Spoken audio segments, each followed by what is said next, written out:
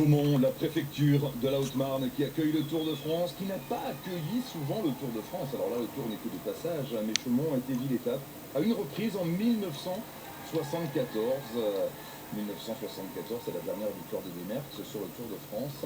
Et c'est aussi l'année où Cyril Guimard s'était imposé donc dans les rues de la préfecture de la Haute-Marne. Cyril Guimard, l'actuel, et tout nouveau d'ailleurs, sélectionneur des équipes de France de cyclisme sur route. Et voilà ce qu'il reste du château des Comtes de Champagne, un donjon, et puis quelques logis, vous voyez, mais ce donjon extrêmement massif, carré, à mon avis magnifique.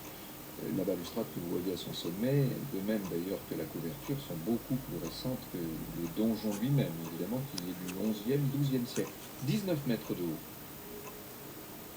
Je ne sais pas si vous aimez les affiches, mais il y a un musée de l'affiche qui est particulièrement coté ici, à Chaumont, très bien mis en scène, avec beaucoup d'affiches originales. C'est un endroit à visiter.